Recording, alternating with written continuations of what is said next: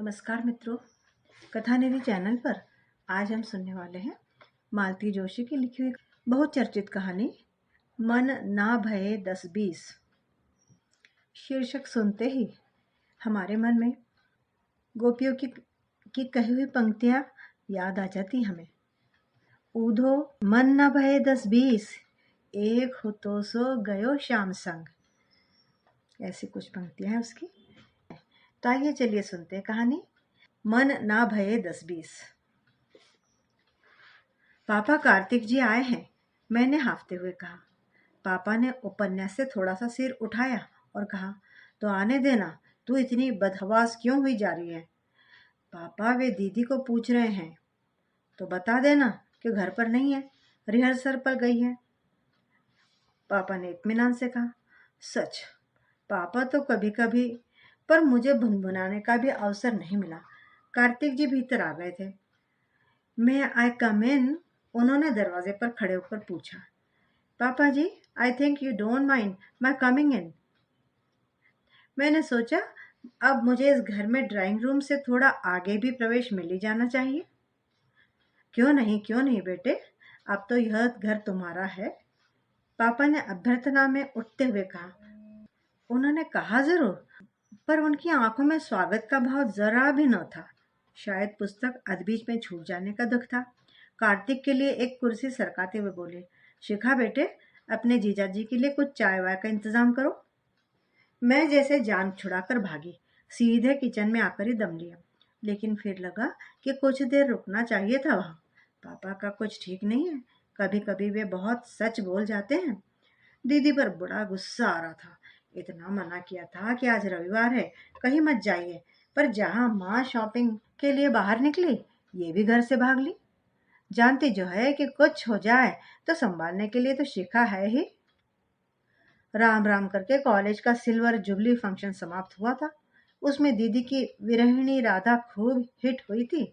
उनके ससुराल वालों ने भी उनके नृत्य कौशल की सराहना की थी।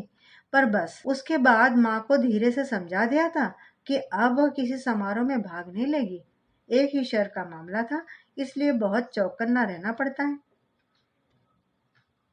दीदी इतना भुनभुनाती, उनसे कहिएगा आपके घर पहुंच जाओ, तब 7 तालों में बंद करके रखे, पर अभी से इतनी बंदिश क्यों?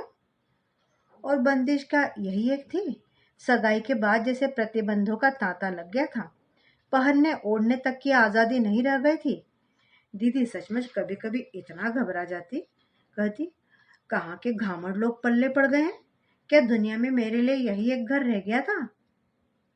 माँ तब बड़े प्यार से समझाती, मन छोटा क्यों करती है पगली? तुझे कौन इनके साथ जिंदगी भर रहना है? थोड़े दिनों की तो बात है। तू तो अपने दूल्हे को देख, 7 जन्मों तक तपस्या करने के बाद ऐसा वर मिलता है। माँ के मुंह से तपस्या की बात बड़ी अजीब सी लगती है, पर वे झूठ ना कहती थी। लड़का उन्होंने लाखों में एक ढूंढा था। ऊंचा लंबा कद, सुगठित देहयष्टि, दमकता हुआ गेहुआ रंग और तीखे नाक नक्श। ऊपर से एमकॉम फर्स्ट क्लास थे। स्टेट बैंक में ग्रेड 2 ऑफिसर थे। शहर में अपना मकान था।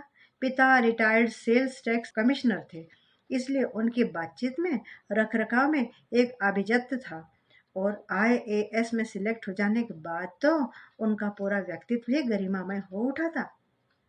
जिस दिन दीदी का रिश्ता लेकर पहुंचे थे ये लोग, उसी दिन कंपटीशन की लिस्ट निकली थी।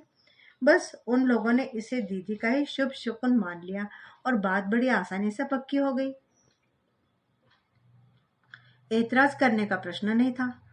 दीदी को बहू बनाने में किसी भी परिवार को गर्व का ही अनुभव होता। अपने कॉलेज की ब्यूटी क्वीन समझी जाती थी। दीदी नृत्य में प्रवीण तो थी ही, इंग्लिश में MA भी कर रही थी। मांग जरूर उन लोगों की कुछ ज्यादा लग रही थी, पर माँ कहती, अच्छे लड़के सड़क पर पड़े नहीं मिल जाते, खर्चे तो करना ही पड़ता है। इतना रूप गुण लेकर आई है वह, तो क्या किसी बाबू या मास्टर के घर में जाएगी? हीरा सोने में जड़ा हो तभी अच्छा लगता है। लेकिन माँ का हीरा अक्सर उन सुनहले बंधनों से कसमसा उठता था। तब मुझे बहुत आश्चर्य होता था। सोचती थी, दीदी एकदम पागल है। ऐसे पति के लिए मैं तो जीवन भर का कारावास स्वीकार कर लूं।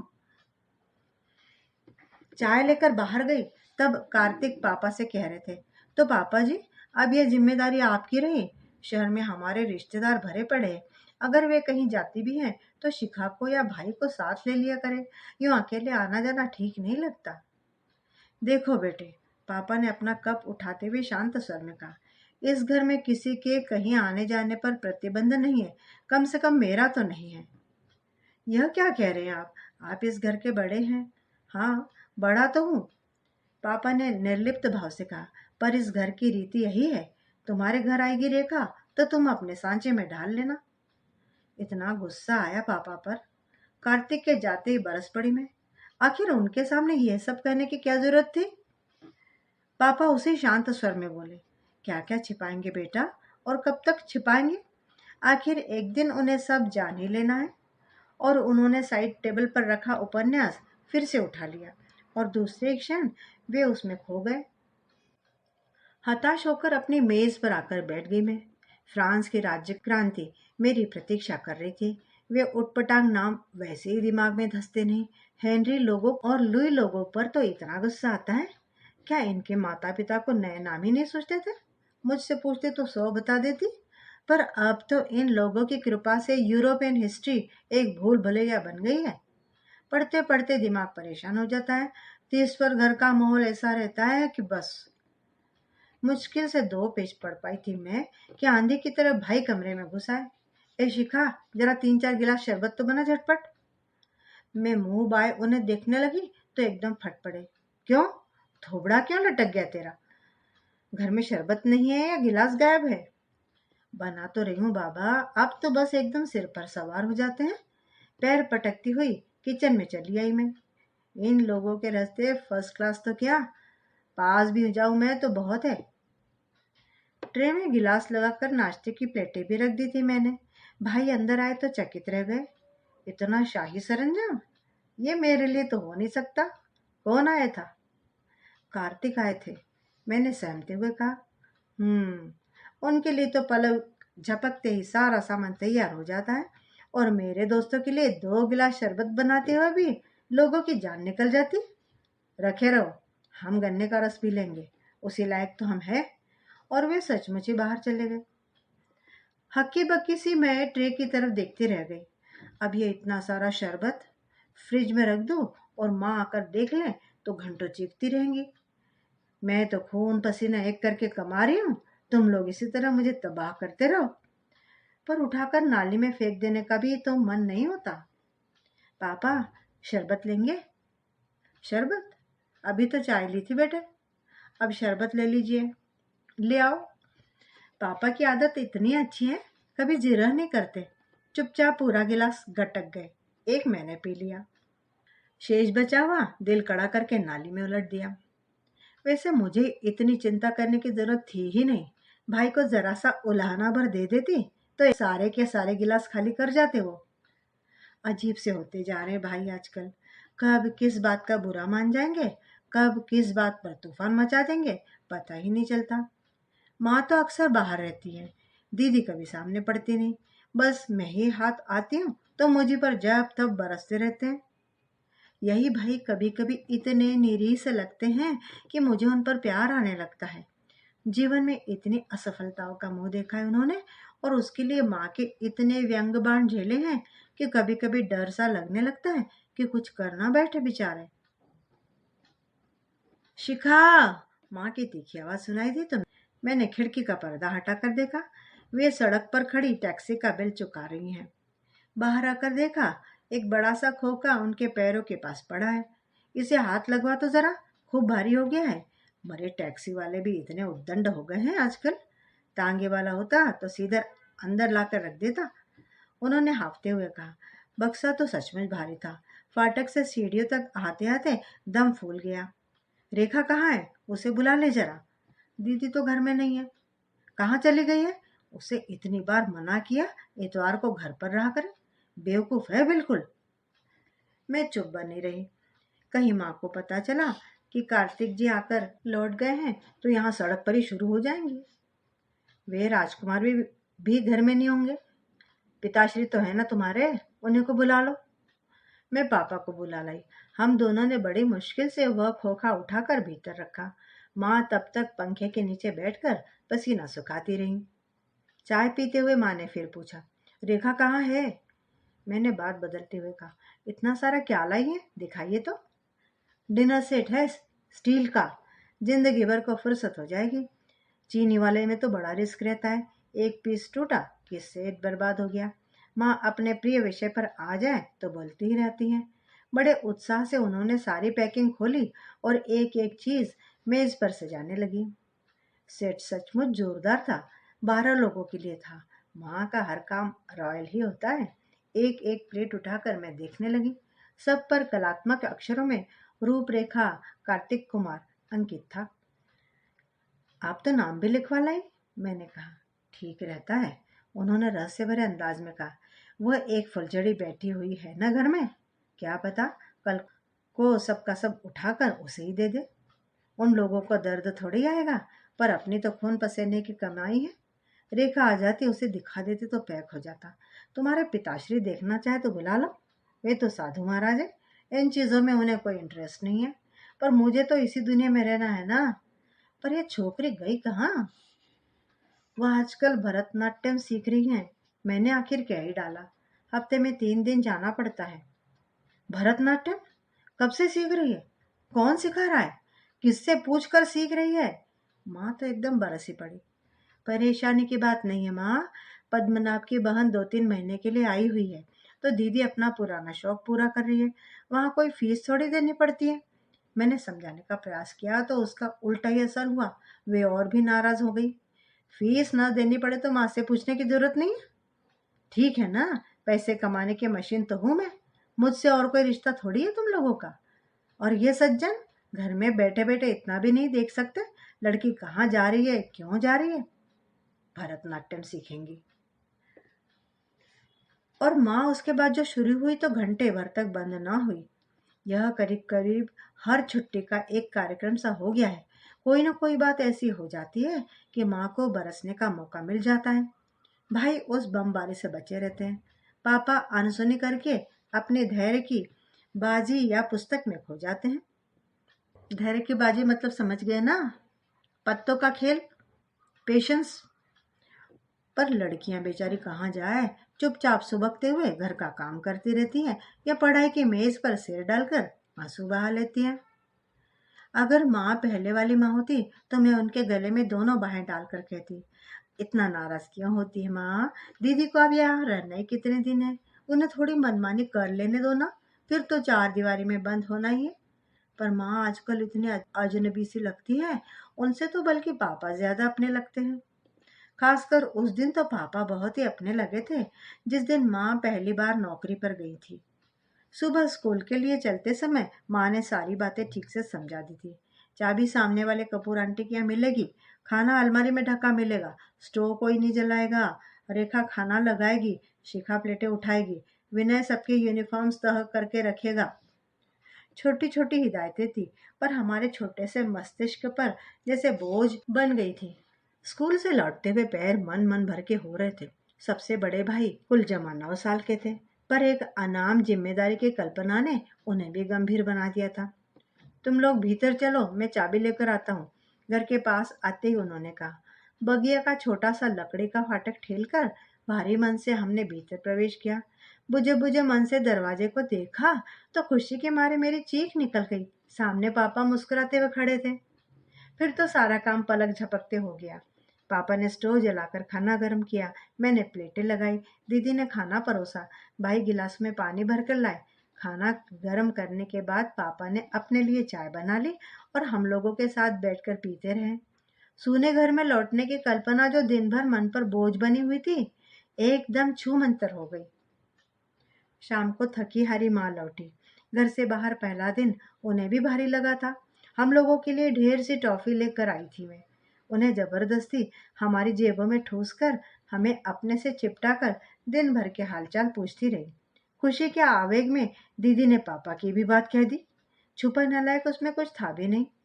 माँ के चेहरे की मुस्कुराहट एकदम गायब हो गई। चेहरा एकदम तन गया। हम लोग सहम कर उनसे दूर हो गए। डर भी लगा, लेकिन शाम को खेलने चले गए तो सब कुछ भूल चुके थे। काश माँ भी सब कुछ भूल जाती, पर वे सारा काम करते हुए दरवाजे की ओर कान लगा रही, तनी हुई मुद्रा में पापा की प्रतीक्षा करती रही। आप दोपहर में घर आए थे? आते ही माँ ने जवाब तलब किया। हाँ।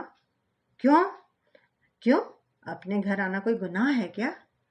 लेकिन मुझे तो आप गुनहगार बना रहे हैं। तुमसे कुछ कहा है मैंने? कहा तो नहीं, पर इतनी दूर से घर आने का एहसान क्यों?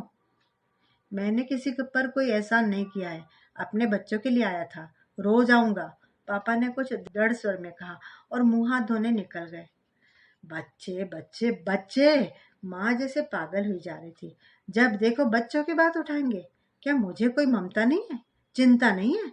और बच्चे क्या इन्हीं के अनोखे हुए हैं? आज शहर की 90% औरतें नौकरी कर रही हैं, गोद के बच्चे तक को छोड़कर जाती हैं। उनके यहाँ कोई तूफान नहीं होता है। मेरे बच्चे तो फिर भी बड़े हैं, पर इन्हें आत्मनिर्भर होने का मौका दे तो कोई। अगर लोग बाग इसी तरह दुश्मनी निकालते रहे तो ये बौने के बौने रह जाएंगे। माँ पता नहीं कितनी देर तक बड़बड़ाती रही। पापा बाथरूम से निकलकर कमरे में चले गए और हम तीनों रजाई में दुबक कर खाने के बुलावे की प्रतीक्षा करते रहे। यह पहला मौका तो नहीं था, पर हर बार मुंह का स्वाद उतना ही कसैला हो जाता था। कितने दिनों से घर में यही नाटक चल रहा था। विनोद कंस्ट्रक्शंस में पापा की अच्छी भली नौकरी थी, गुजारे लायक मिल ही जाता था, पर माँ को संतोष नहीं था। सोचती थी कंपनी वाले पापा की प्रतिभा का फायदा तो उठा रहे, पर ठीक से मुआवजा नहीं दे रहे। माँ की जिद के कारण पापा को आखिर नौकरी छोड़नी पड़ी। अब 2 साल से पापा सदर में दफ्तर खोलकर बैठे हुए हैं। पापा के पास प्रतिभा थी, अनुभव था, हिसाब किताब की क्षमता थी, पर प्राइवेट बिजनेस इतने से ही तो नहीं चलता। 4 लोगों से मेल मुलाकात चाहिए, गट्स चाहिए, डेयरिंग चाहिए और चाहिए पूंजी। कम से कम इतनी पूंजी तो हो कि घाटा उठाने की हिम्मत बंधे। पापा यही मात खा गए थे और घर में असंतोष की पहली चिंगारी तभी फूटी थी। तब तो यह सब जानने समझने की उम्र ना थी मेरी। तब तो यही समझी थी कि पापा की नौकरी चली गई है, इसीलिए माँ को नौकरी करनी पड़ रही है। पास पड़ोस में भी तो यही सुनाई पड़ता था। दूसरे दिन भी पापा ने ही दरवाजा खोला था, पर पहले दिन की खुशी आज आधी रह गई थी। भाई ने धीरे से कहा भी, पापा अब तो हम लोग बड़े हो गए हैं, अपने आप खा लेंगे, आप इतनी दूर मत आया कीजिए। ना बेटे, स्कूल से लौटकर अपने आप खाना खाने में कितना दुख होता है, इसे मैं बहुत अच्छी तरह से जानता हूँ बेटा। मेरी तो खैर मजबूरी थी, पिता का साया सिर पर नहीं था, पर तुम्हें यह दुख क्यों दो? बचपन की बातें करते करते पापा का स्वर अक्सर भीग जाया करता था। बहुत कम जानते थे हम लोग, बस यदा कदा मूड आता तो कुछ बता देते थे। उन कभी कभार सुनी हुई बातों से मन में एक खाका बन गया था। उसमें पापा थे, एक बुआ थी और दादी माँ थी। पापा के बाबूजी तो उन्हें 2 साल का छोड़कर ही चल बसे थे। दोनों बच्चों को लेकर दादी माँ अपने भाई के पास चली गई थी। वहीं उन्होंने 8वीं की परीक्षा दी, ट्रेनिंग ली और फिर दोनों बच्चों को लेकर नौकरी के लिए निकल पड़ी थी। दादी माँ को मैंने नहीं देखा, भाई के जन्म के कुछ दिन बाद ही चली गई थी। बुआ तो शायद बहुत पहले बचपन में ही चल बसी थी। पापा के स्नेहहीन बचपन की एकमात्र साथी थी उनकी जिज्जी। कैसा लगा होगा उनकी मृत्यु पर। पापा बहुत कम बोलते अपनी जिज्जी के विषय में, शायद उन्हें उतना कुछ याद भी न रहा हो। बहुत वर्षों के बाद पापा ने अपनी बहन की करुण अंतः कथा मुझे सिर्फ मुझे सुनाई थी। 16-17 वर्ष की कच्ची उम्र में जिज्जी से कोई अक्षम्य अपराध हो गया था। पापा हाई स्कूल के विद्यार्थी थे उन दिनों। बहन के अपराध की गंभीरता को समझने की उम्र भी नहीं थी, फिर भी रोष से सुलग उठे थे वे। उसी आवेश में माँ की बताई हुई दवा शहर से तुरंत ही ले आए थे। बहुत तेज दवा थी। बुआ 3 दिन तक मछली की तरह छटपटाती रही। वे दादी के साथ निर्विकार भाव से उन्हें मौत के मुंह में जाते हुए देखते रहे। बदनामी के भय से डॉक्टर तक को बुलाया नहीं। अपनी उन्हीं अपराधीन बहन को अग्नि देते समय उनका किशोर मन कांप कांप गया।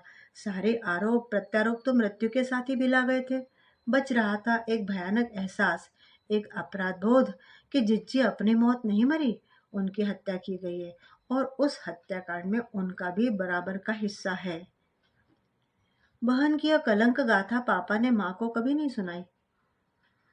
मुझसे ही कैसे कह गए, आश्चर्य होता है। उन दिनों मैं अपना एक पैर तुड़वाकर बिस्तर में कैद हो गई थी। माँ ने 15-20 दिन की छुट्टी ले ली थी। फिर कभी महरी के तो कभी पड़ोस वाली आंटी के भरोसे मुझे छोड़कर काम पे जाने लगी थी। ज्यादा छुट्टी लेना संभव भी नहीं था। खिड़की के पास लगे बिस्तर पर बैठकर मैं हसरत से सड़क का नजारा देखा करती। कैलेंडर को देखकर प्लास्टर खुलने के दिन गिना करती। तब पापा अवतीर्ण हुए थे, दोस्त बनकर, मित्र बनकर। अपने साथ वे ढेर की ढेर पत्रिकाएं ले आते। उनमें फिल्में भी होती, बच्चों वाली भी। कहते इससे मन हल्का रहता है। पढ़ पढ़ कर भी बोर हो जाती थी मैं, तो वे मेरे साथ बैठकर कभी रमी, लूडो या सांप सीढ़ी भी खेलते। शतरंज मैंने उन्हीं दिनों सीखा उनसे। खेलते खेलते हम लोग ऊब जाते तो वे कॉफी या बोर्नविटा बना लाते। फिर हम दोनों आमने सामने बैठकर सिर्फ बातें करते। पापा तब अपने बचपन की बातें करते। बचपन जिसे उन्होंने मखमली डिबिया में बंद करके मन के तहखाने में डाल दिया था। ऐसे ही भावुक क्षणों में उन्होंने बुआ जी की यह कहानी मुझे सुनाई थी और कहा था, जानती हो बेटे, इसलिए तुम लोगों को पल भर भी अकेले छोड़ने का मेरा मन नहीं होता। दुनिया में सभी लोग तो सज्जन नहीं है और तुम लोग अभी कितनी नासमझ हो, पर तुम्हारी माँ को यह सब समझाना कितना कठिन है। पापा तो यह कहकर चुप हो गए थे, पर मैं उनका मतलब समझ गई। उन दिनों माँ ने जैसे हमें सब विषयों में पारंगत करने की कसम खा ली थी। सितार, कथक, स्विमिंग, बैडमिंटन, कोई भी तो विषय नहीं छूट रहा था। क्लास में भी रिजल्ट अच्छा रखना पड़ता था। अंग्रेजी और गणित के लिए बराबर ट्यूशंस लगी हुई थी। इतना सब करते करते हम लोग हाफ जाते। तो कहती, हमें शौक था तो हमें मौका नहीं मिला। दूसरों को देखकर तरस कर रह जाते थे। तुम लोगों को सुविधाएं मिल रही हैं तो नखरे आ रहे हैं। 7-8 भाई बहनों का लंबा चौड़ा परिवार था उनका। उस मध्यम वर्गीय परिवेश में संभव ही नहीं था कि सारी इच्छाएं, सारे शौक पूरे होते। समय से शादी हो गई, यही बहुत था। बचपन की सारी अतृप्त इच्छाएं माँ के मन में एक चिरंतर आक्रोश भर गई थी। अपने वर्तमान से वे कभी खुश नहीं रही। सुनहले भविष्य के लिए उनका असीम आग्रह पारिवारिक जीवन को नरक बनाने पर तुला हुआ था। उन दिनों पापा मेरी बीमारी के कारण दिन दिन भर घर में बैठे रहते। इसी बात को लेकर अक्सर दोनों में झड़प हो जाती। एक दिन तो हद हो गई। दफ्तर से लौटते ही माँ सीधे मेरे कमरे में चली आई। मुझसे हालचाल भी न पूछा, एकदम तिक्त स्वर में पापा पर बरस पड़ी। इसका बहाना लेकर आप कब तक घर में बैठे रहेंगे? मैं यहाँ वहां से क्लाइंट्स जुटाकर भेजती हूँ तो आपके दफ्तर में ताला पड़ा मिलता है। लापरवाही की भी हद होती है। क्रम से 4 घंटे तो वहां बैठा कीजिए। बेकार में हर महीने इतना किराया जा रहा है। पापा ने उस समय तो कोई उत्तर नहीं दिया। अच्छा ही हुआ, मेरी 2 सहेलियां तबीयत देखने आई हुई थी। उनके सामने तमाशा नहीं हुआ। पर दूसरे ही दिन उन्होंने ऑफिस हमेशा के लिए छोड़ दिया। सारा सामान घर ले आए। बरामदे में एक पार्टीशन लगवाकर बोर्ड टांग दिया। माँ सिर पटक कर रह गई। सच ही था, उतने किराए में उतनी मौके की जगह दोबारा मिलना असंभव था। पर पापा टस से मस न हुए। माँ के लिए भुनभुनाते रहने का जैसे एक स्थायी कारण जुट गया। रोज की चकचक से हम लोगों में तो इतनी दहशत भर गई कि संगी साथियों को तो हमने घर पर बुलाना ही छोड़ दिया। भाई उस साल पहली बार फेल हुए थे। संगीत की स्वर लहरियां मुझे हौले से आकर जगा गई। कहीं से सुप्रभातम आ रहा था। रजाई से सिर निकाल कर देखा, बाहर तो घुप अंधेरा था। प्रभात अभी कोसों दूर था। अपनी उन्हेंदी आंखों को थोड़ा और कष्ट दिया। तब देखा दीदी अपने 2 in 1 को हृदय से लगाए निस्पंद पड़ी है। ध्यान से सुनने पर गीत भी समझ में आ गया। विनय पत्रिका की शिव स्तुति थी। कर्नाटक शैली में गाई जा रही थी। कम मुकुंदेन्दु कर्पूर गौरम शिवम। संगीत मुझे भी अच्छा लगता है, पर समय समय से। यह थोड़े ही कि आधी रात से उठकर शुरू हो गए। मैंने हाथ बढ़ाकर टेप बंद कर दिया तो दीदी की तंद्रा टूटी। दुष्ट! उन्होंने हाथ में चिकोटी भरते हुए कहा, सोने दो यार, क्या आधी रात से रागमाला लेकर बैठ गई? मैंने कहा, आधी रात नहीं है, 4 बज रहे हैं, जरा ध्यान से सुन लो। खास तुझे सुनाने के लिए टेप कर लाई हूँ। मजबूरन सुनना ही पड़ा। नया सेट किया है? हाँ। फिर किसी प्रोग्राम का चक्कर तो नहीं है? कार्तिक जी मना कर गए हैं? प्रोग्राम के लिए मना किया है। सीखने पर तो कोई बंदिश नहीं है ना? लेकिन व्यर्थ में करने से लाभ क्या है दीदी? डांस कोई चार दीवारी में बंद रखने की विद्या तो है नहीं। चार दीवारी में बंद रखने की अभी कसम तो नहीं ली मैंने, दीदी ने तैश में आकर कहा। और फिर एकदम भावुक होकर बोली, उसके सीखने में भी एक आनंद है शिखी, इतना ग्रेस है इस नृत्य में। सच, रेणु दीदी को नाचते हुए देखती हूँ तो अपना इतने सालों का सीखा कथक व्यर्थ लगने लगता है। दीदी एक निश्वास लेकर कैसेट से खिलवाड़ करती रही और फिर वही गीत बज उठा जो अभी रजत जयंती समारोह में बहुत सराहा गया था। श्याम सो हमारी राम राम कहियो, श्याम सो हमारी राम राम कहियो। दीदी की भावाभिव्यक्ति उस समय देखती बनती थी। थोड़ा सा दक्षिण भारतीय पुट लिए पद्मनाभ का मखमली स्वर और भैरवी की भावप्रवण स्वरावली, सच आंसू निकल आए थे मेरे तो। दीदी की मुंदी पलकों पर इस समय भी कुछ बूंदें चमक रही थी। शायद वे लौट गई थी अपनी विरहिणी राधा की भूमिका में। गीत समाप्त होने के बाद भी उनकी तंद्रा टूटी नहीं। मैंने ही बटन ऑफ किया। He is an angel really, उन्होंने जैसे अपने आप से कहा। कौन? यही पद्मनाभ। कभी कभी मुझे लगता है शिखी कि कोई शाप ग्रस्त गंधर्व ही मेरे लिए इस पृथ्वी पर आ गया है। वह भी शायद यही सोचता हो। क्या? यही कि कोई शापग्रस्त अप्सरा उसके सुरों पर थिरकने के लिए धरती पर उतर आई है। सच? तू भी यह सोचती है? उस दिन पद्मनाभ भी यही बात कह रहा था। दीदी, कहीं तुम इमोशनली इन्वॉल्व तो नहीं हो? पता नहीं शिखा, पर मैं इतना जानती हूँ कि यह व्यक्ति मेरे हर कदम पर फूल की तरह बिछ जाना चाहता है। और एक तुम्हारे कार्तिक हैं। तुम्हें नहीं लगता शिखा कि माँ अपनी झूठी प्रतिष्ठा के लिए मेरी बलि दे रही है? माँ की बात छोड़ो दीदी, तुम अपने मन का तो पता करो। तुमसे बिना पूछे तो कुछ हुआ नहीं है। यही तो, कभी कभी अपना ही मन कैसे अबूझ पहेली बन जाता है। सगाई से पहले मैं जानती नहीं थी कि मेरे जीवन का केंद्र बिंदु क्या है। धक से रह गई मैं। यह क्या कह रही है दीदी? कहीं माँ ने सुन लिया?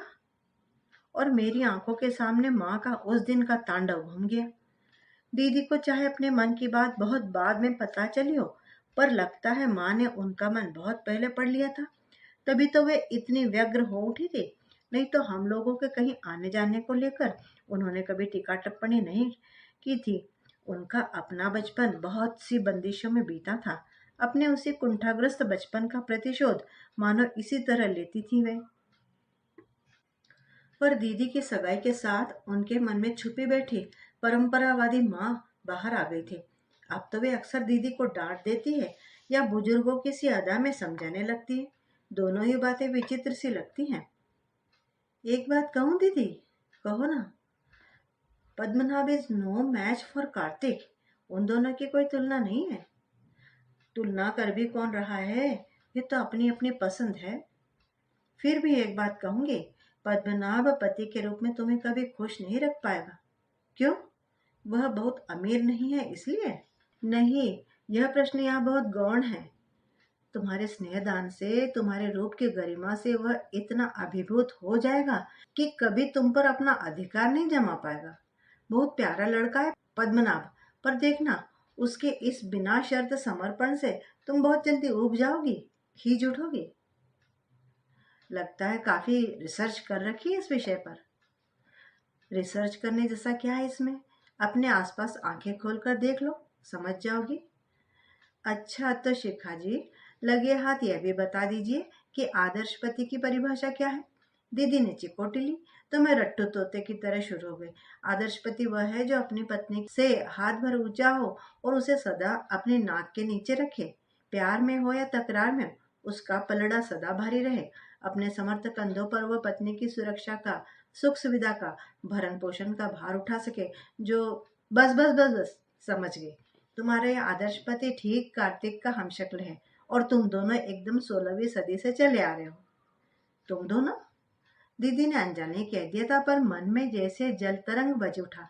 कल्पना में अपने को कार्तिक के बगल में खड़ा करके देखा और दूसरे क्षण सारा संगीत थम गया। दीपावलियां बुझ गई।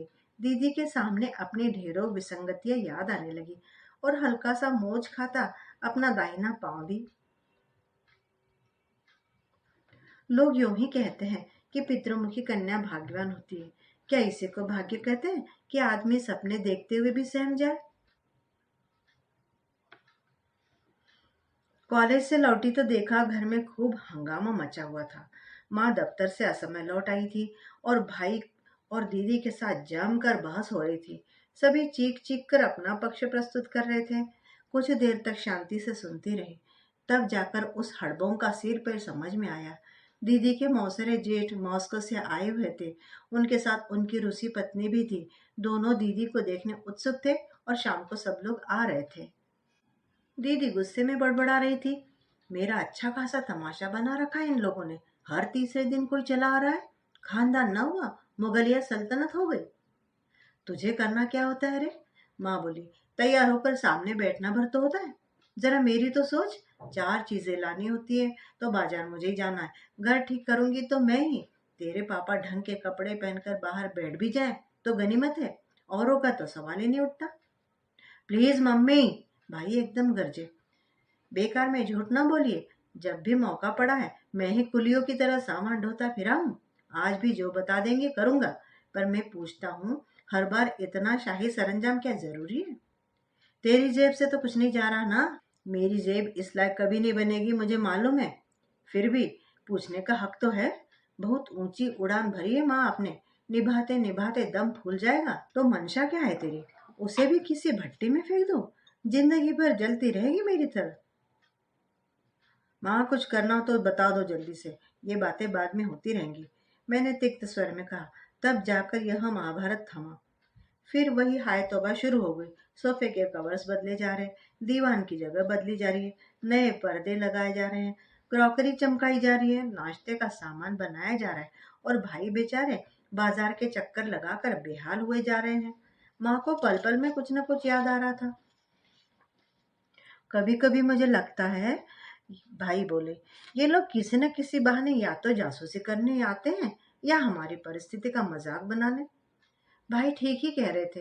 पिछली बार दीदी के फुफेरी सास को लेकर उनकी ननद आई थी तो देर तक कप प्लेटों को उलट पुलट कर देखती रही।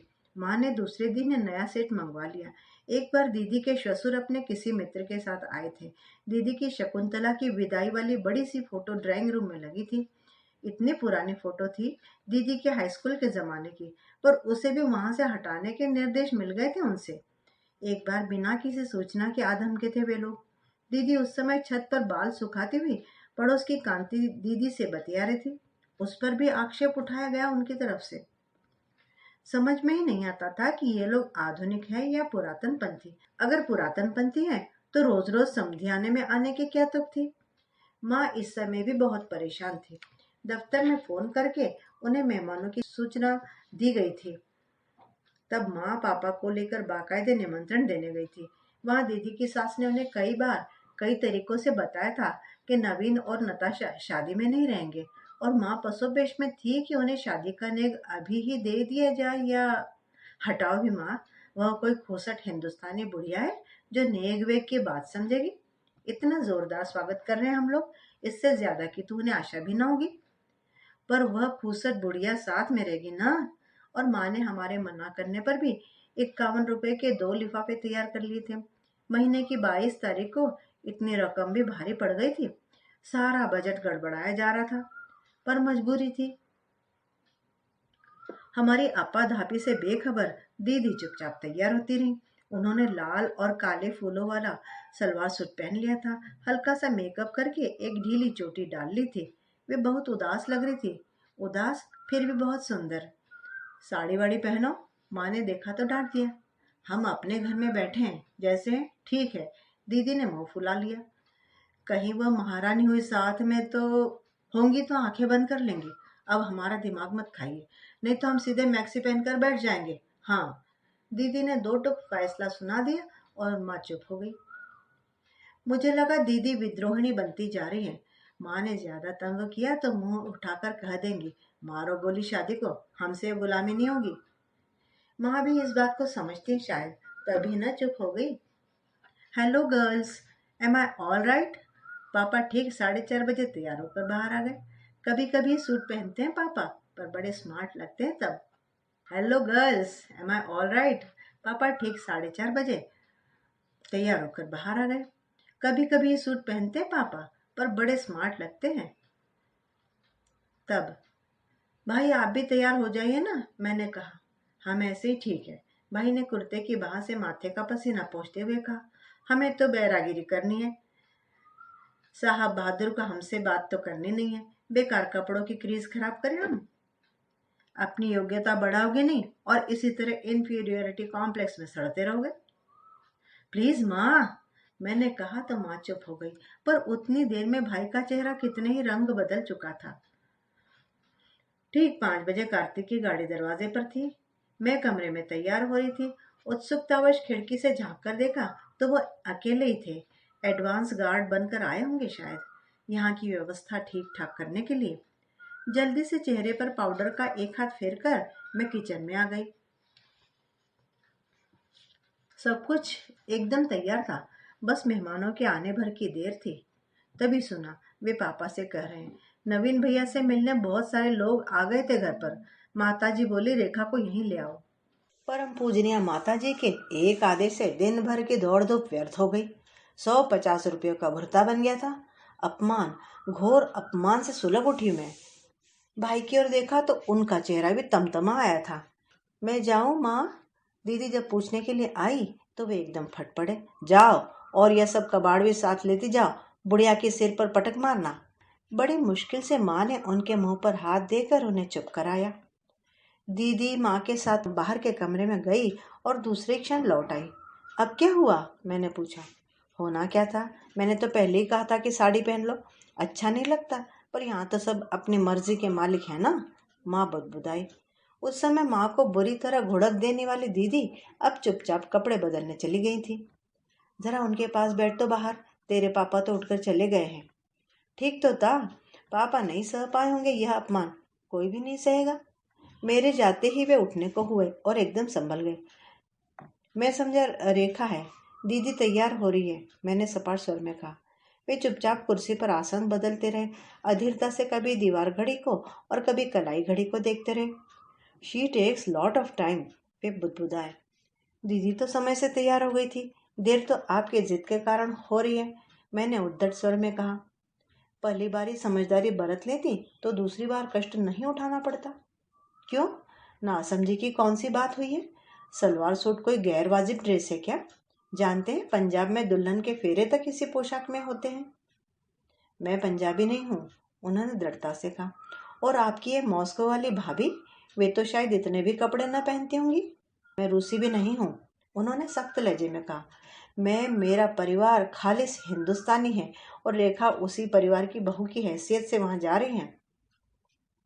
अच्छा हुआ दीदी बाहर आ गई और यह अप्रिय प्रसंग वहीं समाप्त हो गया। दीदी ने माँ की एक कामदार बनारसी साड़ी पहन रखी थी। बालों में ढेर सा तेल डालकर कसकर जूड़ा बांध लिया था। हाथों में ढेर सी चूड़ियां डाल ली थी और गले में मोतियों की सत लड़ी। अब तो ठीक है? उन्होंने व्यंग से पूछा। अभी कहाँ दीदी, मैंने कहा और उठकर साड़ी के चौड़े बॉर्डर से सिर खूब आगे तक ढांक दिया। अब ठीक है, पता तो चले कि खानदान की बहू चली आ रही है। मुझे आग्नेय दृष्टि से घूरते हुए चले गए कार्तिक, पर मुझ पर कोई असर नहीं हुआ। पौरुष, अधिकार और अहंकार का प्रतीक है देह पुरुष मेरी दृष्टि में तो कई सीढ़ियां नीचे उतर गया था। हो सकता था मेरी उद्दंडता से शादी टूट भी जाती, पर उसका भी मुझे दुख नहीं था। शायद किसी को भी ना होता। माँ को छोड़ कोई भी तो इस शादी से खुश नहीं है, यहाँ तक कि दीदी भी नहीं। लेकिन लेकिन फिर मिमियाती सी उनके पीछे क्यों चली गई दीदी? छोकरी चल आ, अपनी पार्टी उड़ जाए। मैंने चौंक कर देखा। भाई ने पूरी सेंट्रल टेबल प्लेटों से भर ली है और सोफे पर पालथी मारकर बैठ गए।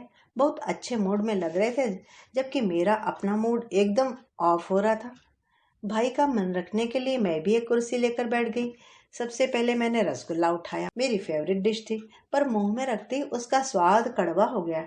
दिन भर की दौड़ धूप याद आते ही मेरा पारा फिर चढ़ने लगा। भाई, मैंने तेज में कहा, ये पीली कोठी वाले आखिर हमें समझते क्या है? वे हमें संसार का सबसे निकृष्ट जीव समझते हैं। भाई ने शांति से एक समोसा गपकते हुए कहा। अगर हम इतने ही निकृष्ट हैं तो हमारे यहाँ रिश्तेदारी करने की जरूरत ही क्या थी। मैं इस तरह तावकारी थी जैसे सामने दीदी के ससुर ही बैठे हों। देखो शिखा, बात यह है कि छोटे घर की बहू लाने में बड़ी सुविधा रहती है। सुविधा? हाँ, एक तो सुंदर सी बहू मिल जाती है, फिर वह और उसके घर वाले जिंदगी भर दबे दबे रहते हैं। क्यों दबे रहेंगे? कोई उनके घर का खा रहा है? सच, दीदी पर इतना गुस्सा आ रहा था आज। एक बार तो अकड़ जाती, उन्हें भी पता तो चलता कि हम में भी कुछ स्पार्क है। गूंगी गाय की तरह चली गई चुपचाप। तू होती तो तू भी चली जाती। मैं? My foot. आत्मसम्मान भी कोई चीज होती है भाई? होती क्यों नहीं, पर उससे बड़ी भी एक चीज होती है, सुरक्षित भविष्य। होती होगी, पर अपना सम्मान देकर कोई उसे खरीदता नहीं। अभी छोटी है ना तू, थोड़ी समझ आ जाएगी तो जान जाएगी कि किसी भी कीमत पर यह सौदा महंगा नहीं है। किसी भी कीमत पर? और दीदी इतनी बड़ी कीमत चुका रही है। सिर्फ आत्मसम्मान ही नहीं, उन्होंने तो अपना सब कुछ दांव पर लगा दिया है। भाई, मैंने कहा, जानते हैं दीदी ने एक दिन क्या कहा था? कह रही थी कि माँ अपनी झूठी प्रतिष्ठा के लिए मेरी बलि दे रही हैं। शिखा, भाई ने शांत भाव से केला छीलते हुए कहा, तूने कभी किसी बलि पशु को इतने इत्मीनान से वेदी की ओर जाते देखा है? अपनी पांचों बहनों में माँ सबसे सुंदर थी। अब भी उनके रूप की आभा वैसी ही है। परिस्थितियां या चढ़ती आयु उसे जरा भी धुंधला नहीं कर पाई है। लेकिन नाना जी इतने बड़े आदमी नहीं थे कि उनकी अपार रूप संपदा के साथ न्याय कर पाते। अपनी समझ से उन्हें खाते पीते घर के इकलौते डिप्लोमाधारी बेटे से ब्याह कर वे संतुष्ट हो गए थे। पिता की इस अक्षमता को माँ कभी क्षमा नहीं कर पाई। जब भी कभी प्रसंग छिड़ता, वह निशंक होकर अपना आक्रोश उगल देती। हम लोग सुनने वाले ही हतप्रभ रह जाते। इसलिए जैसे माँ ने कसम ले ली थी कि वे अपने बच्चों के साथ इस तरह का अन्याय नहीं होने देंगी। दीदी के लिए तो उन्होंने बरसों पहले से कहना शुरू कर दिया था कि देखना, इसके लिए ऐसा दूल्हा लाऊंगी कि सब देखते रह जाएंगे। और माँ ने अपना कहा सच करके दिखाया। पर इधर कुछ दिनों से उनका आत्मविश्वास डगमगाने लगा था। बाजार इतना ऊंचा चढ़ गया था कि एस्टीमेट बार बार गड़बड़ा रहा था। फिर सगाई से शादी तक का फासला बेवजह लंबा खिंचता चला जा रहा था। उसे निभाते हुए माँ के छक्के छूट रहे थे। रस्मों रिवाज निभाने में कितने रुपए फूंक गए थे, उसका तो कुछ हिसाब ही नहीं था। और फिर वहां से नित नए सुझाव, नए संकेत मिल रहे थे। लगता था इससे तो अच्छा था हार्ड कैश तय हो जाता, एक मुश्त देकर छुट्टी पा जाते। पापा तो शुरू से इस संबंध के विरुद्ध थे, पर माँ ने आदित्य मामा की सलाह से यह रिश्ता पक्का किया था। उन्हीं की बैंक में कार्तिक थे और मामा जी जानते थे कि लड़का होनहार है। वैसे भी आदित्य मामा की बात इस घर में पत्थर की लकीर थी। गुणी आदमी थे, हर समस्या का समाधान उनके पास था। यो तो बहुत दूर दराज के भाई थे माँ के, पर एक ही शहर में होने से अपनापा बहुत था। फिर भी कभी कभी लगता कि माँ का उनके प्रति भक्तिभाव कुछ ज्यादा ही हो जाता है। भाई तो बहुत चिढ़ते। पिकनिक का प्रोग्राम हो या सिनेमा का, मामा जी साथ हैं तो भाई घर पर ही रह जाएंगे। अगर मामा जी का परिवार खाने पर आ रहा है तो भाई दिन भर बाहर ही रहेंगे। अगर पढ़ते हुए कोई यह कह भर दे कि पत्रिका मामा जी के यहाँ से आई है, तो ऐसे छोड़ देंगे जैसे जलता हुआ अंगारा हो। पिछले दिनों माँ ने 2-4 बार दबी जुबान से कहा था, हायर सेकेंडरी फर्स्ट क्लास है तुम्हारा। आदित्य कह रहे थे बैंक में छोटी मोटी पोस्ट पर लगाए देते हैं, फिर परीक्षा देते रहना।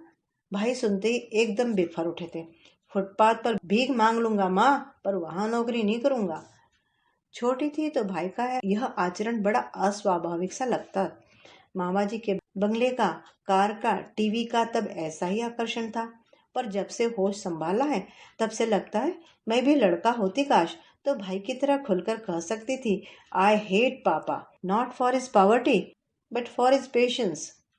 उन्हें स्वनाम धन्य आदित्य मामा का एकाएक ट्रांसफर हो गया था और माँ परेशान हो रही थी कि अब कैसे क्या होगा। उस दिन माँ शाम को दफ्तर से लौटकर चाय पी रही थी। मैं और दीदी भी उनके साथ दे रहे थे। पापा उसी समय बाहर से लौटे। पापा का कहीं भी आना जाना इतना चुपचाप होता था कि घर में कोई गहमा गहमी नहीं होती थी। मैंने ही आवाज देकर उन्हें चाय के लिए टेबल पर बुला लिया। बाएं हाथ से अपना कप उठाते हुए दाएं हाथ से उन्होंने जेब से कुछ निकाला और माँ के सामने रखते हुए बोला, ये कुछ रुपए हैं, रेखा की शादी के लिए रख छोड़े थे। शिखा की करोगी तब भी कुछ देने की कोशिश करूंगा। मैंने नजर उठाकर देखा, बैंक ड्राफ्ट था 15,000 का, माँ के नाम। हम सभी स्तब्ध थे। पापा जो इतने बेचारे से थे, छोटी मोटी फरमाइशें लेकर भी जिनके पास जाते संकोच होता था, वे इतनी रकम एक साथ दे सकते हैं। उनका इतना बड़ा बैंक बैलेंस होगा यह कभी सोचा भी नहीं था। सच तो यह है कि उनका इस प्रकार तटस्थ भाव से रुपए देना बड़ी अजीब सी बात थी, पर इस पर हमने गौर ही नहीं किया। बचपन से ही जब भी कुछ करने की कल्पना की है, जेहन में माँ की तस्वीर ही उभरी है। घर का माहौल ही ऐसा बन गया था। पापा का जो भी योगदान था वह इतना मौन होता था कि कभी सतह पर आया ही नहीं। इस स्थिति को माँ ने ही जन्म दिया था। सारी समस्याओं की सलीब कंधे पर उठाकर वे अकेले ही घूमती रहीं। उनकी बातचीत का लहजा तक मैं से भरपूर हो गया था। मैंने बच्चों का एडमिशन करवाया, मैंने ट्यूटर से बात की, मैंने व्हाइट वॉश करवाया, मैं डिस्टेम्पर करवाऊंगी, मैंने अमुक लड़का रिजेक्ट किया, मैंने ये रिश्ता पक्का किया। घर परिवार बच्चे कोई भी विषय हो, मैं पापा को साथ लेकर उन्होंने कभी सोचा ही नहीं। शायद शादी भी उन्होंने अपने बलबूते पर ही तय की थी, पर उनका आत्मविश्वास अब डगमगाने लगा था। संकट की इस घड़ी में पापा उन्हें देवदूत से लगे हों तो आश्चर्य नहीं। 15,000 कोई बड़ी रकम नहीं थी आयोजन को देखते हुए, पर उसी के सहारे वे पापा को पा गई थी। पहली बार उन्हें लगा कि हमारी बेटी की शादी है।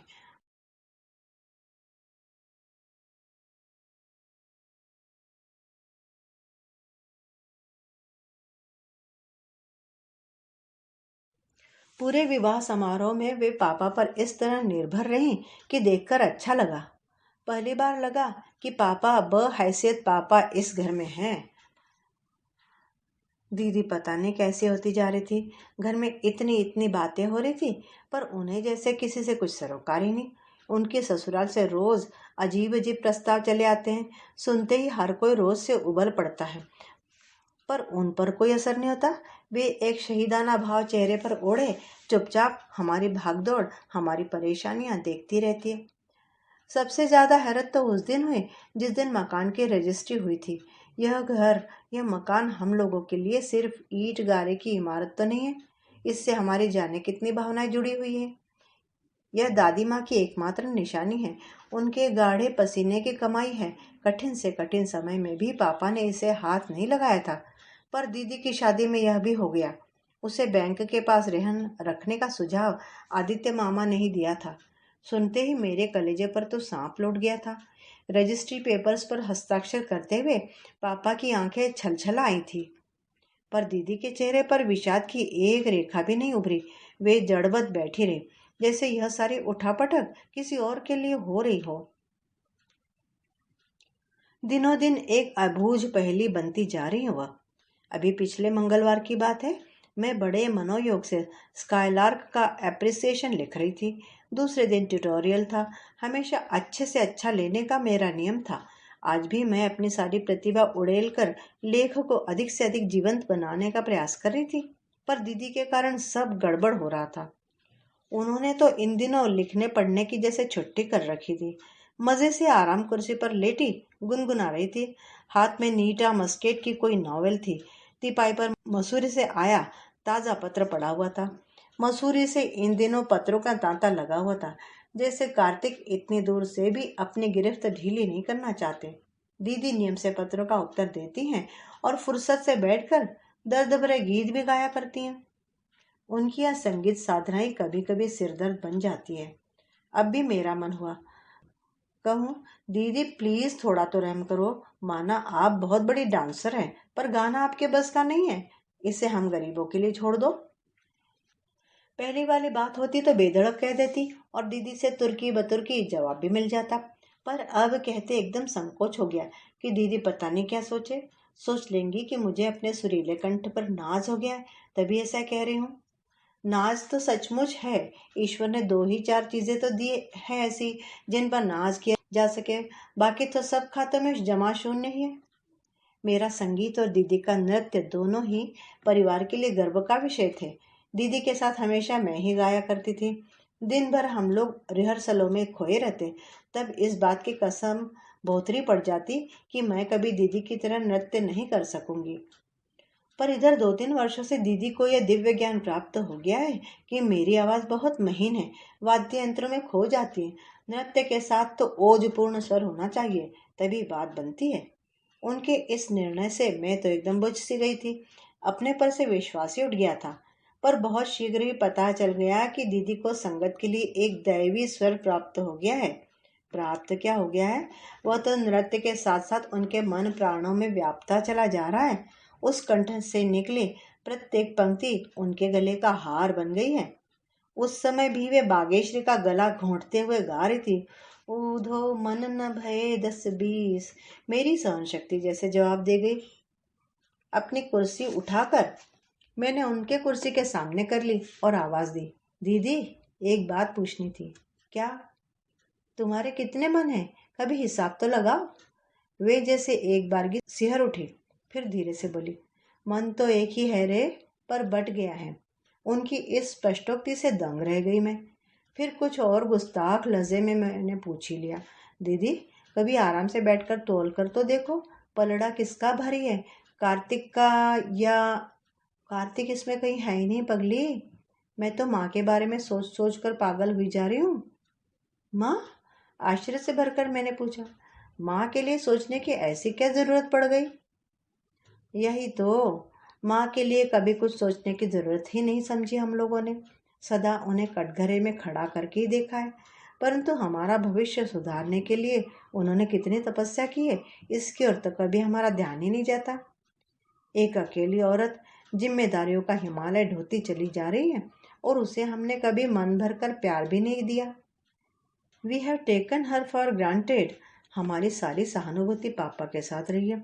कभी कभी लगता है यह भी पापा की साजिश रही है। आर्थिक असुरक्षा का ऐसा बोझ माँ के मन मस्तिष्क पर डाल दिया कि उनकी ममता के सारे स्रोत सूख गए और बच्चों की सारी गुडविल इन्होंने हड़प ली। मन हुआ चीख कर कहूँ, दीदी किस आर्थिक असुरक्षा की बात कर रही हो तुम? पापा ऐसे अकर्मण्य तो नहीं थे। उनके पंख तो माँ ने ही काट दिए हैं। अपनी आकांक्षाओं के लिए पापा के कैरियर की बलि दी है माँ ने। पर वह गुडविल हड़पने वाला फिक्रा मन में अभी ताज़ा था, इसलिए सिर्फ इतना ही कहा, दीदी सभी माँ बाप अपने बच्चों के लिए खटते हैं, अपने अपने ढंग से खटते हैं। उनके सारे परिश्रम के मूल में यही भावना रहती है कि उनके बच्चे खुश रहें। माँ की सारी तपस्या के पीछे भी यही उद्देश्य रहा होगा। इसीलिए पूछती हूँ दीदी, क्या तुम खुश हो? वे एक बार की सिहर उठी, फिर एक लंबी सांस लेकर दार्शनिक अंदाज में बोली, मेरा सुख मेरी खुशी तो सब सपना हो गया है रे। पर मैं हर कीमत पर माँ को खुश देखना चाहती हूँ। ऐसा कोई गलत काम नहीं करना चाहती जिससे उन्हें ठेस पहुंचे। गलत काम की तुम्हारी परिभाषा क्या है? मैंने तेश में आकर कहा, एक सीधे साधे इंसान को तुमने चक्करगिन्नी बनाकर छोड़ दिया है। क्या बहुत अच्छा काम है यह? तुम उसे मुक्ति क्यों नहीं देती? क्या उसका कैरियर चौपट करके दम लोगी? दीदी चुप। और एक वे साहब बहादुर है, बड़े विद्वान बनते। पता नहीं ईश्वर ने उन्हें आंखें भी दी हैं या नहीं। तुम्हारी बातों में, तुम्हारी हंसी में, तुम्हारे पत्रों में छिपा हुआ झूठ भी एक बार भी पकड़ नहीं पाए। आश्चर्य होता है। और सबसे ज्यादा आश्चर्य तो तुम पर होता है, जो 2 नावों में पैर रखकर आराम से बैठी है। तुम माँ के लिए अपना सुख होम करने की बात करती हो, पर अपने सुख के लिए तुम किस किस का विश्वास होम कर रही हो, इस पर भी कभी सोचा है तुमने? बस शिखा, स्टॉप इट, दीदी ने एकदम कहा। उनका चेहरा तमतमा आया था। There is a limit to everything. Yes दीदी, मैंने शांत स्वर में कहा, there should be a limit. घर में एक भयावह सन्नाटा छाया हुआ था। मेरे मन में तो यह सन्नाटा दीदी की विदा से बहुत पहले व्याप गया था। पास रहकर भी इतनी दूर हो गई थी हम दोनों कि एक कमरा शेयर करने की मजबूरी भी अखरने लगी थी। उस विस्फोट के बाद दीदी मुझसे एकदम कतराने लगी थी और मुझे लगता था मुझ जैसे वे मुझसे नहीं अपने आप से बच रही हूँ। शादी हुई और जैसे अपने आप ही सारे अवरोध दूर हो गए। विदा के समय मुझसे लिपट कर फूट फूट कर रोई दीदी। मन का सारा किलमिश उन आंसुओं में बह गया, लेकिन मन और भी सूना हो गया। मन भी और घर भी, और कभी कभी ये सूनापन जैसे निगलने को दौड़ पड़ता है। शिखा, ओ शिखा। लगा कि बहुत दूर से मुझे कोई पुकार रहा है। बहुत यत्न से अपनी उनींदी आंखें खोलकर देखा। भाई पैताने खड़े मुझे आवाज दे रहे थे। बड़ी मुश्किल से अपने को झकझोर कर जगा पाई मैं। रो क्यों रही थी पगली? कहाँ नहीं तो, मैंने कहा और छूकर देखा। पलकों की कोरे अब भी गीली थी। किताब लेने कमरे में आया था तो देखा तेरी तो हिचकी बन रही है। दीदी की बहुत याद आ रही है। उनके बिना घर कितना मनहूस लग रहा है। मैंने कातर स्वर में कहा। हो जाएगी। कुछ दिनों बाद इस मनहूसियत की भी आदत हो जाएगी, क्योंकि घर की सारी रौनक तो उसी के साथ विदा हो गई है। अब घर में रह गए हैं 3 मनहूस प्राणी, तुम, मैं और पापा। 3 नहीं, 2 कहिए। मैंने भी उनकी तरह विनोद का माहौल बनाते हुए कहा। आपकी गिनती कैसे कर ले हम? घर में रहते भी हैं कभी आप? अरे फिलहाल तो हूँ। साले सबके सब पास हो गए। ये भी नहीं कि एक आध सप्लीमेंट्री ही ले आता। अपना काम तो चलता रहता। भाई, आप किताब लेने आए थे ना? उस अलमारी में से ले लेंगे प्लीज। और मैं पुनः करवट बदल कर लेट गई। भाई के मुंह से ट्यूशन का जिक्र जरा भी अच्छा नहीं लग रहा था। उनका यो गरजमंद होकर किसी क्या जाना मन को बहुत सालता था। सच तो यह था कि अब तक हम में से किसी को यह पता भी न था कि भाई ट्यूशन पढ़ाते हैं। सब लोग सोचते थे कि वे या तो क्रिकेट खेलने यहाँ वहाँ चले जाते हैं या दोस्तों के साथ कॉलेज कैंटीन में बैठे रहते हैं। इससे ज़्यादा जानने की कभी ज़रूरत भी नहीं समझी किसी ने। राज तो तब खुला जब शादी पर भाई ने दीदी को आनंद शंकर के एक एलपी का उपहार दिया। तब माँ पापा को यह एहसास हुआ कि फीस को छोड़कर महीनों से भाई ने कुछ मांगा नहीं है। इस एहसास को लेकर माँ दिन भर उदास रही और पापा का स्वर बार बार तरल हो आया था। Hello Padmanabh, how do you do? मैं हड़बड़ा कर उठ बैठी। पद्मनाभ और यहाँ, इस कमरे में? मुड़कर देखा, दोनों हाथ कमर पर रखे भाई अलमारी के सामने खड़े मुस्कुरा रहे हैं। पद्मनाभ की स्टील फ्रेम जड़ी फोटो जवाब में मुस्कुरा रही है। दीदी छोड़ गई है, मैंने मरी सी आवाज में कहा। जाते समय इससे लिपट कर खूब रोई होंगी। कैसी बातें कर रहे हैं आप? मैंने तड़प कर कहा, पर आंखों के सामने वह सारा दृश्य तैर गया। भाई झूठ नहीं कह रहे थे। आपको इस तरह किसी की भावना का मखौल नहीं उड़ाना चाहिए, मैंने बेमतलब दीदी की वकालत करते हुए कहा। मखौल कहाँ उड़ा रहा हूँ बाबा, मैं तो हकीकत बयान कर रहा हूँ। वे बोले। उत्तर में मैं चुप ही बनी रही। तो फिर बोले, नाराज हो गई क्या? सॉरी, याद ही नहीं रहा कि मैं परम श्रद्धेय दीदी की शान में गुस्ताखी कर रहा हूँ, जो कभी माफ नहीं की जा सकती। लकी गर्ल, कैसे कैसे भक्त जोड़ लिए हैं कि कोई उसकी अनुपस्थिति में भी आलोचना नहीं कर सकता। यहाँ तो जिंदगी भर खाक छानते रहे, एक भी ऐसा ना मिला। और लोग बाग हैं कि सामने भी फफ्तियाँ कसना नहीं भूलते। पीछे जो कहते होंगे उसका तो ईश्वरी गवाह है। भाई यह सब कुछ बिल्कुल मजाकिया लहजे में कह गए थे, पर आखिर में उनकी आवाज़ भीग सी गई थी। सच, भाई कभी कभी इतने बेचारे से लगते हैं कि उन पर प्यार आ जाता है। मैंने फिर बात का रुख बदल देना ही ठीक समझा। कहा, भाई हम लोग नाहक बड़े हो गए हैं, बच्चे ही बने रहते तो कितना मजा आता। तब यह जाति की, समाज की, भाषा की दीवारें पग पग पर हमारा रास्ता नहीं रोकती, तब यूं दम न घुटता। भाई ने अपनी पसंद की 2-4 पत्रिकाएं चुन ली थी। उन्हें लेकर वे मेरे पास पलंग पर बैठते हुए बोले, तू क्या पद्मनाभ के लिए यह सब कह रही है? यही समझ लीजिए। क्या तो सोचती है कि पद्मनाभ तमिल भाषी न होता तो रेखा उससे विवाह कर लेती? क्यों नहीं करती क्या? इसी तरह 3rd डिविजनर एमए होता, इसी तरह एक पार्सल क्लर्क का बेटा होता तो कभी नहीं करती। और आज भी अगर पद्मनाभ में कुछ भी संभावना होती तो जाति और भाषा की ये दीवारें अपने आप ढह जाती। न माँ को एतराज होता, न रेखा को। भाई कभी कभी आप बहुत बहुत कड़वा सच बोल जाता हूँ, यही ना? माँ ने कार्तिक का रिश्ता जिस ढंग से हथिया लिया है, रेखा जिस स्थित प्रज्ञ भाव से घर की तबाही देखती रही है, उससे और क्या निष्कर्ष निकलता है? वैसे दीदी पूरे 6 महीने तक बड़े असमंजस में झूलती रही हैं, मैंने कहा। यह असमंजस या अनिश्चय ही तो उसकी कहानी कह जाता है। उसकी आस्था में जरा भी बल होता तो इतने सोच विचार की जरूरत ही क्या थी? प्रेम कभी मध्य मार्ग नहीं अपनाता। इट इज आइदर यस और नो। तो यह सब कुछ छलावा था? नहीं, छलावा नहीं था, भाई ने कहा और उठ बैठे। पीठ पर हाथ बांधकर कुछ देर तक कमरे में चहलकदमी करते रहे, फिर उसी तरह चहलकदमी करते हुए बोले, जानती हो शिखा, ये बड़े आदमियों की बीवियां ऐसा एक आध प्रेम प्रसंग पाल लेती हैं, अच्छा रहता है। कभी वक्त बेवक्त उदास होने के लिए कारण मिल जाता है। अत्यधिक सुख से जब मन बेस्वाद हो जाता है तो थोड़े से आंसू बहाने से राहत मिल जाती है। बड़ा कारगर नुस्खा है यह। भाई जैसे अपने आप से बोल रहे थे। मेरी समझ में नहीं आ रहा था कि मुझे क्या कहना चाहिए। और शिखा, ये लोग एक एक सहेली भी रख छोड़ती हैं। ये उनके लिए कस्टडियन का काम करती हैं। कस्टडियन मतलब संरक्षिका। सारे प्रेम पत्र, उपहार, फोटो उसे सौंप दिए जाते हैं। उनका अपना घर बेदाग रहना चाहिए।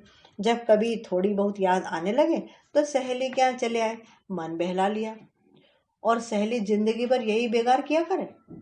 पूरी बात तो सुना करो। हमेशा यह स्थिति थोड़ी ही रहती है। 2-4 साल बाद नई जिंदगी का रंग मन पर चढ़ने लगता है। पिछली बातें बेवकूफ़ी सी लगती हैं। तब यह उदार मना महिला अपनी सहेली से कहती है, आज से मैं अपना प्रियतम तुम्हें सौंपती हूँ। मेरे भाग्य में इसका सुख नहीं लिखा था। ईश्वर ने शायद तुम्हारे लिए ही इसे बनाया है। तब सहेली क्या जवाब देती है? जवाब क्या देगी? साफ कह देती है कि प्रेम अपनी जगह है, करुणा अपनी जगह।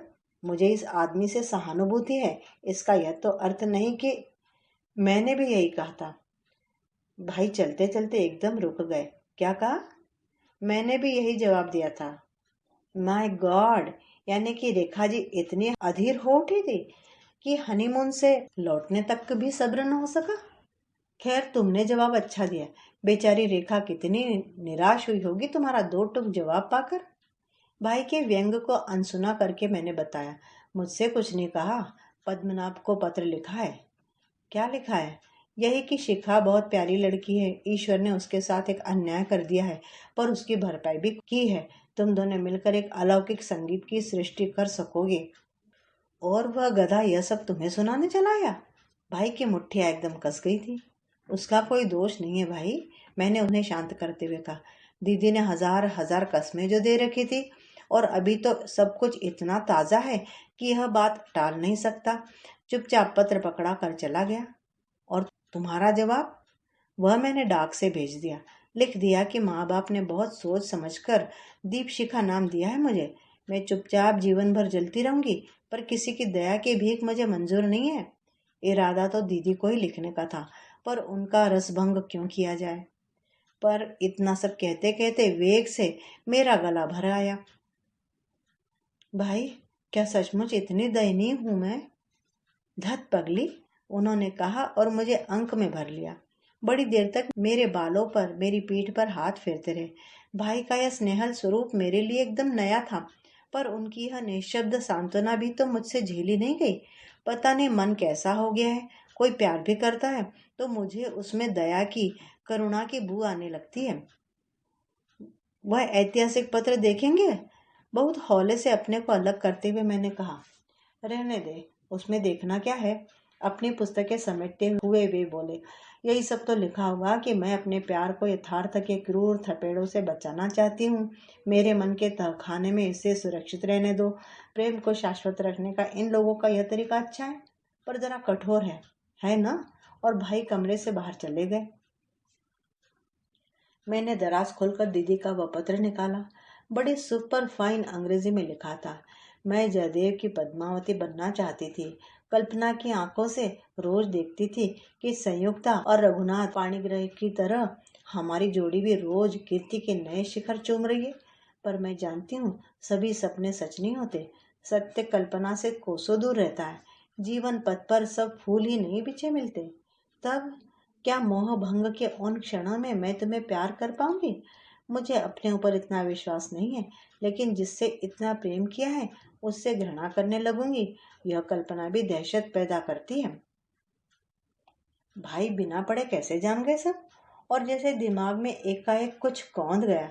भाई के चेहरे पर पुती वेदना, उनकी आंखों का सूनापन, स्वर का भीगापन, सभी जैसे एक साथ अपना इतिहास कर उठे। कैसी मूर्ख थी मैं! कितना आत्म केंद्रित है हम सब। दिन रात एक भट्टी से सुलग रही है भाई के मन में, पर किसी को आंच तक नहीं आती। मन हुआ दौड़कर उनके पास पहुंच जाऊं। वे अपने कमरे में थे नहीं। इतनी धूप में छत या आंगन का सवाल ही नहीं था।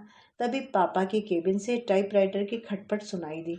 जाकर कनखियों से देखा। शून्य में ताकते हुए भाई मशीन से खिलवाड़ कर रहे हैं, पर इस खिलवाड़ में भी लगातार एक ही नाम टंकित होता चला जा रहा है। भाई! आवाज पर एकदम चौंक उठे वे। मशीन पर लगे कागज को अनदेखा करते हुए सी मैं पास जा खड़ी हुई। भाई, एक बात कहनी थी। क्या? इस समय तक वे काफी संभल चुके थे। मैं सिर्फ यह कहने आई थी भाई कि दुनिया बहुत बड़ी है, उसमें और भी लोग हैं, और सभी दीदी जैसे या पुनीता मिश्रा जैसे नहीं हैं। भाई का चेहरा एकदम सफेद पड़ गया। डूबती सी आवाज में इतना ही कह पाए थे, thanks Shikha, thanks for understanding me.